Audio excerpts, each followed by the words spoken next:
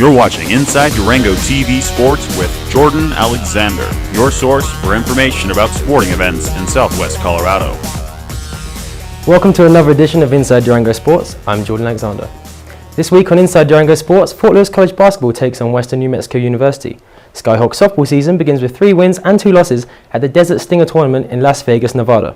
A yoga class helps skiers and snowboarders recover from a day at the mountain, and we'll have the results of last weekend's Winter Warrior 10K Snowshoe Race. A career-high 25 points from senior guard Ashley Kutcher powered Fort Lewis College women's basketball to another victory February the 7th in Whalum Gymnasium.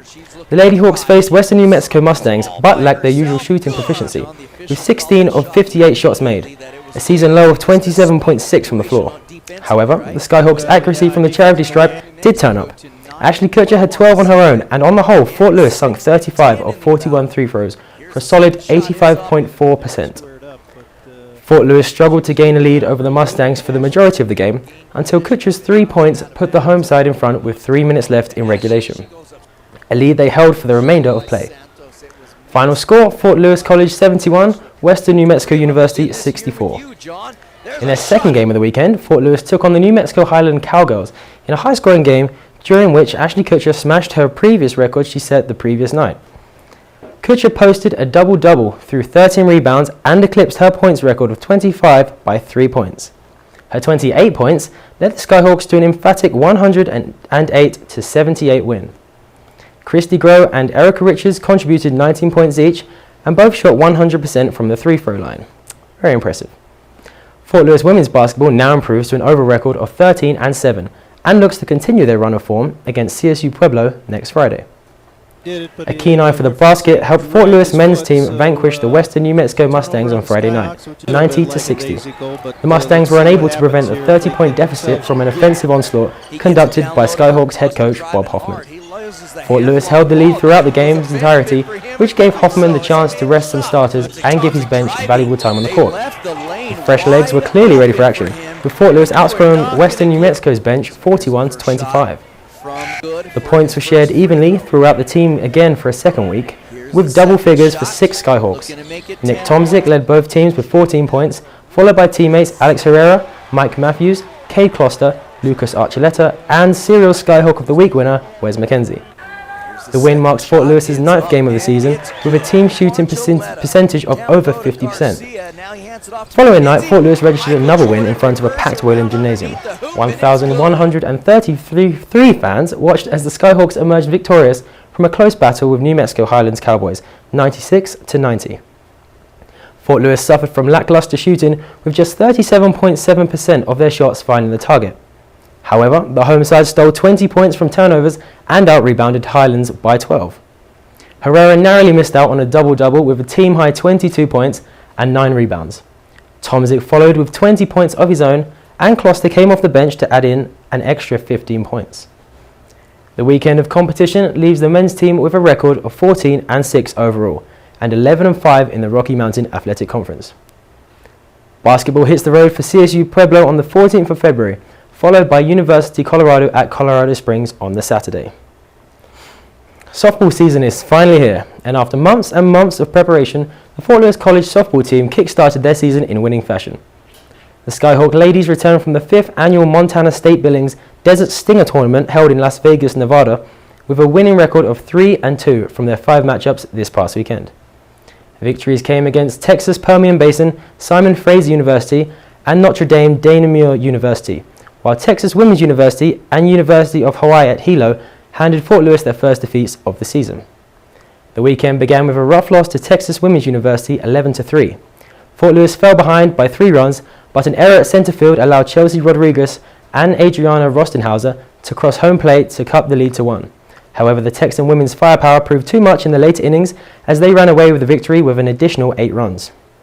Next up, Texas Permian Basin dared stand in the way of the Skyhawks' maiden victory. With the game tied 3-3 at the bottom of the 6th inning, sophomore Missy Fundora hit a 2-run home run to take the game. After a night's rest, Fort Lewis came out all bat swinging against Canadian opposition Simon Fraser University. Sophomore Victoria Johnson orchestrated SFU's demise from the circle for all 5 innings. Johnson's fiery arm allowed just 1 earned run, 3 hits, while fanning 2 batters and walking another. The first inning saw Fundora again hit big with a home run to tie the game at 1-1, followed by 8 more unanswered runs to secure a comfortable consecutive win for the Skyhawks. Hawaii Hilo inflicted Fort Lewis's second defeat of the weekend, despite a valiant comeback. It took the Skyhawks 7 uncontested runs to spark a reaction, in which they cut the lead to as close as 8-6 during the 4th inning. But the 4th game in 2 days took its toll on Fort Lewis, as Hawaii stormed ahead late in the game with the addition of 6 more runs to secure the win, 14-6. Sunday morning marked the final game of the weekend for Fort Lewis. Their opponents, Notre Dame de Namur University. At 2 wins and 2 losses, the Skyhawks needed a win to ensure that their long journey home held high spirits.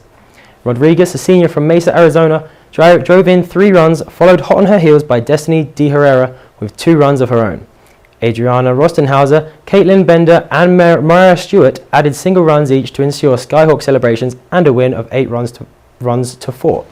The team has a few days break, but there's no rest for the wicked, as next week Fort Lewis travel to Canyon, Texas for another 5 opponents, this time against Texas A&M Kingsville, Eastern New Mexico, Angelo State, Western Texas A&M, and finally Tarleton State. Stay with Inside Durango Sports for more softball action throughout the season.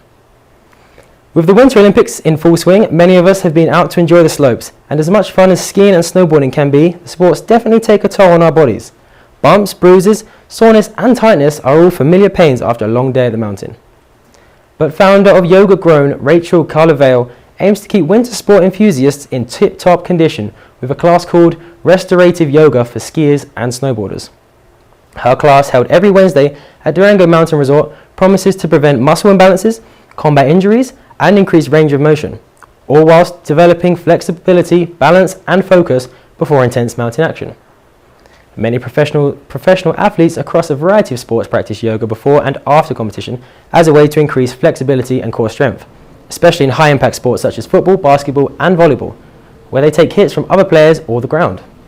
Yoga-savvy athletes are less prone to injury because of their flexibility. In an interview with Inside Durango Sports, Rachel said that her classes are tailored to people who visit Durango Mountain Resort, and her techniques are infused with a blend of Tantra, Vinyasa flow, balance, and our sacred connection with the earth. A keen snowboarder herself, Rachel personally indulges in yoga practices as a warm-up before riding and as a restorative afterwards.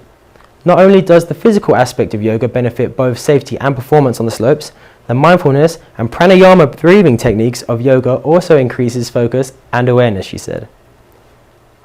Restorative yoga for skiers and snowboarders is every Wednesday from 5 p.m. to 6:15 at Durango Mountain Resort. Sessions are open to all levels and cost $10 per session with a 6-class card available for an economical $50. Mats and props are provided. For more information, visit yogagrown.com. Just before we announce our Skyhawks of the week, let's check back in with an event we featured on last week's show. The Winter Warrior 10K race. The snowshoe competition at Durango Mountain Resort kicked off at 10 a.m. on Saturday, February the 8th. 23 athletes competed in 4 categories, the men's and women's 5K and men's and women's 10K. In the men's 5K race, Garrett Honing's time of 38 minutes 31 seconds was enough to top the group of 6 athletes. Sean Murray finished just over a minute behind, and Andy Spall completed the top 3. Laura Knapp took gold in the women's 5K, and her time of 35 minutes and 8 seconds was by far the fastest time of the day by either male or female competitor in the 5K. The main event, the full 10K, consisted of 2 laps of the nationally sanctioned course. Howard Grott stormed ahead to finish nearly 7 minutes ahead of his 8 rivals. Dylan Peterson and Peter Meck rounded off the podium. The women's 10K saw only 2 athletes compete. Leah Feen and Molly Hummel started shoulder to shoulder, only for Feen to dominate the race and comfortably finish in a time of 1 hour and 30 minutes, a whole 20 minutes ahead of Hummel. Congratulations to all the winners and Coach Steve Ilg for again putting on another great winter race. Now the moment you've all been waiting for, Skyhawk of the Week Awards.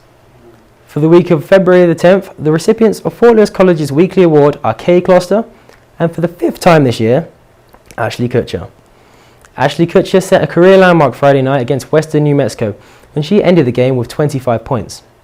The points total marked her highest individual collegiate score for Fort Lewis.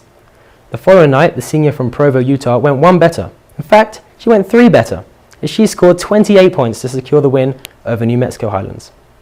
Her efforts also earned Kutcher the Rocky Mountain Athletic Conference Offensive Player of the Week title. The league recognized not just her points, but her averages of 8.5 rebounds, 4 steals, and a shooting percentage of 51.7%. Fort Lewis's senior guard ranks 5th in the league for scoring, 3rd in 3-point shot completions and 4th in free throws. Cade Closter's weekend of performances earned him his Skyhawk of the Week award. Closter has seen plenty of court time the past 2 seasons after spending his freshman year as a redshirt. Coach Hoffman has turned to the guard repeatedly as a solid source of points. Closter registered 11 points on Friday in the 30-point win over Western New Mexico and followed suit Saturday with another 15 points. Of those 15 points, 9 came in the last 2 minutes of the first half when he went on a one-man rampage with 2 3-pointers and 3 free throws. So far this season, Closter, a native of Longmont, Colorado, averages 7.2 points per game and shoots 46.4% from the floor.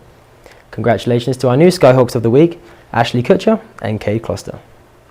That's it for another edition of Inside Durango Sports. I hope you'll join me next week when I'll be back with more sports news from around the greater Durango area. I'm off to catch up with the Winter Olympics and to see if my British compatriots scored any more medals, although I don't hold high hopes. For Inside Durango Sports, I'm Jordan Alexander. See you next time. Thanks for watching Inside Durango TV Sports. Tune in every Thursday for more sports headlines.